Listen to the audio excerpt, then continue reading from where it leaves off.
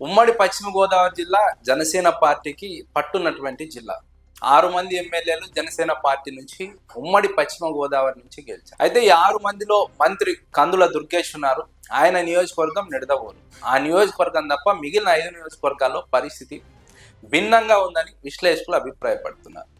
ఈ 5 నియోజకవర్గాల్లో పార్టీ పరిస్థితి రోజు రోజుకు ఇబ్బందికరంగా మారుతోందని జనసేన పార్టీ నేతలే మాట్లాడుతున్నారు. భీమవరం నియోజకవర్గం విషయంలో పవన్ కళ్యాణ్ స్పెషల్ ఫోకస్ ఉంటుంది. ఎందుకంటే గతంలో ఆయన పోటీ చేసి ఓడిపోయారు.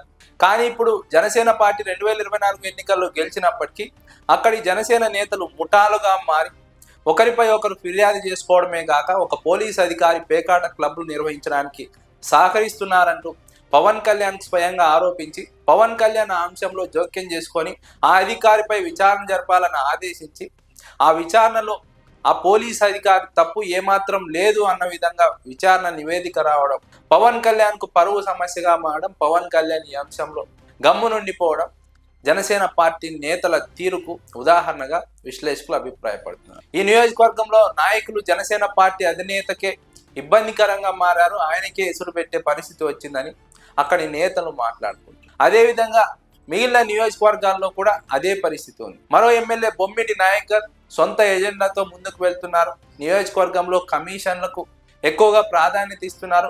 కొన్ని శాఖల నుంచి నెలవారీ మామూలు వసూలు చేస్తున్నారు. నియోజకవర్గంలోని వసూళ్ల కారణంగా ఆయన పైన ప్రజల్లో చెడ్డ పేరు వస్తుందన్నది మరొక ఆరోపణ.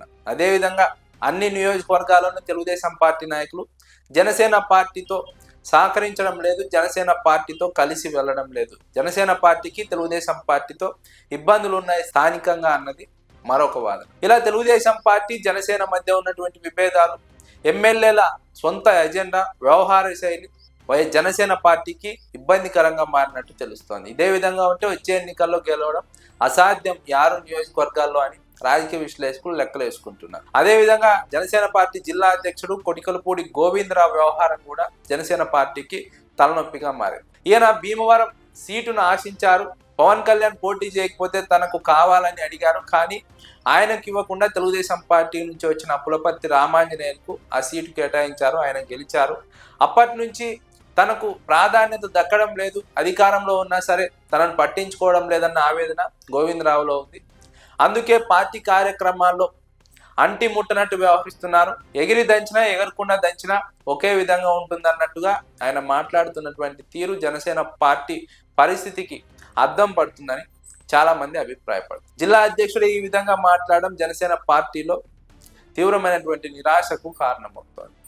అధినేత పవన్ కళ్యాణ్ పట్టించుకోవడం లేదనే వాదన కొటికలపూడి గోవిందరావు నుంచి వినిపిస్తోంది. అదే క్రమంలో ఎమ్మెల్యేలు సొంత ఎజెండాతో ముందుకు వెళ్లి పార్టీ ఇబ్బందికరంగా మారుతోంది, పార్టీ ఇమేజ్ ను డ్యామేజ్ చేస్తున్నారన్నది రాజకీయ వర్గాల్లో జరుగుతున్నటువంటి చర్చ.